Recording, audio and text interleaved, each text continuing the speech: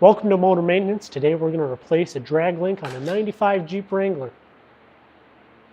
On a wet 95 Jeep Wrangler.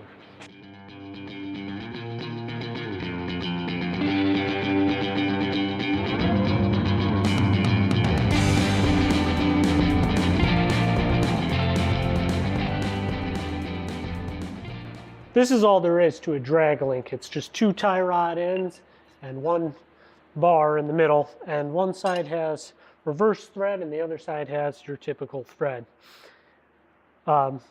These have the castle nuts just the same as a tie rod would, and it's going to have a cotter pin in the middle, so it's going to be remove the cotter pin, take off this castle nut, and then put the new ones in and back on, and it shouldn't take too long. Okay, so I already got the pin loose, and I'm about to start taking off these nuts off the tie rods. This is a 3/4 inch socket, and hopefully this comes off pretty easy.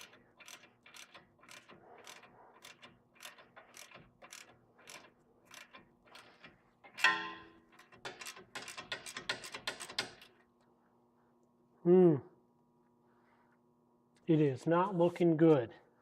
So I'm going to mark this with chalk because I think that this bolt is turning.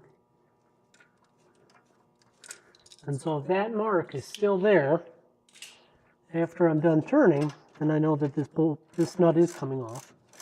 But if it's not, which it is not, I know that the bolt itself is turning, which means that I am not getting anywhere. Well, since I couldn't get this nut loose, I'm going to have to just cut it off, and I'm going to use this handsaw. It's got a nice thin blade and it won't cut up my new tie rod.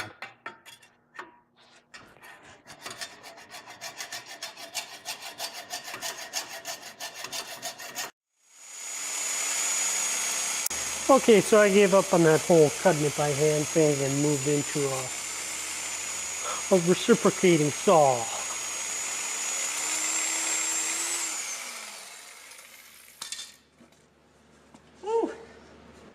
Now if I just take a hammer, well, shoot, it just falls right out. And now we'll go to the other side at the pitman arm. Here's what I do. I take a pair of needle nose pliers. I stick the one tip through the hole in the cotter pin, and then I just take the hammer and hit it on the back side, and it pulls that cotter pin right on out. And then simply loosen this off. Hopefully simply. So now instead of using a ratchet, I'm going to use a breaker bar.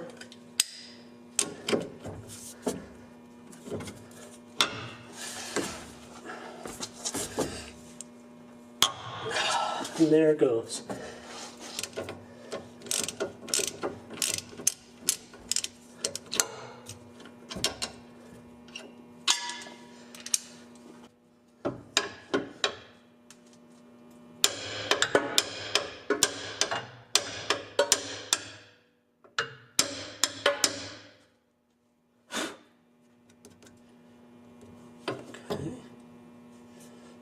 It's not working.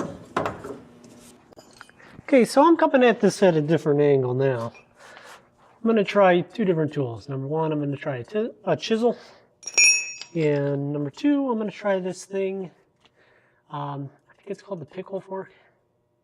I'm not really sure. I'll try the chisel first because I think that everybody should have one of those. So I'm just coming in right above that piece of rubber and hitting it, and we'll see if that does anything. Doesn't look like I'm getting very far with that, so we'll try this pickle fork now.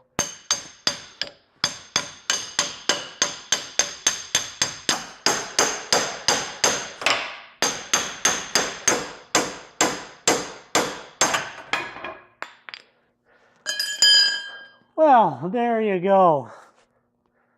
Hopefully yours comes off easier. So now I got to put these new tie rods into the drag link, and trying to match the size as best as I can. Okay, that looks close. So I'm going to measure from the 1 here because I don't have the grease fitting in here. So if I measure from the 1, I can see that I am at 4.5, which you got to subtract out the 1. So I'm actually at 3.5, which means I kind of overshot it here and I got to go back just a bit. So we are at just about where we need to be. Again, like I said, I don't need to be perfect, but I have to be close. So now this one is going to be reverse thread.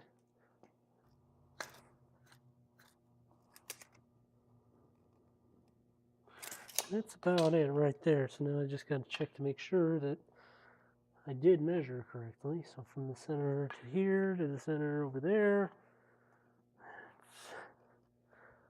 that's just about it. And like I said, once I take it to get it aligned, they'll match it up perfect. So now that I got it just about where I want it to be, I'm going to lock down these clamps. So now it's just a matter of tightening up the one side while holding the other side steady.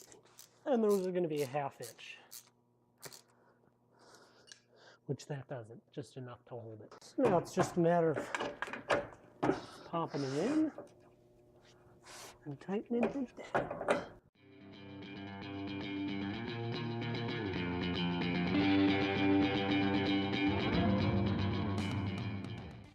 And yet again, it's going to be the same thing on this side. But you can see I completely misaligned this one. But because I didn't tighten those things down all the way, I still have a little bit of movement in here.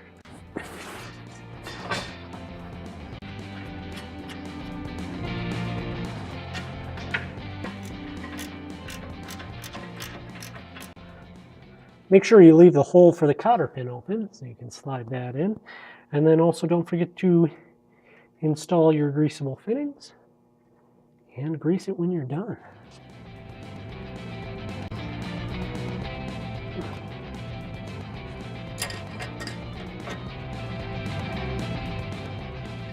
And then you can tighten down the greasable fitting with a 5/16 socket. Don't over tighten it because I have broken those in the past. Then once you have the greasable fitting put in on both ends, you can just take that grease gun and grease it up.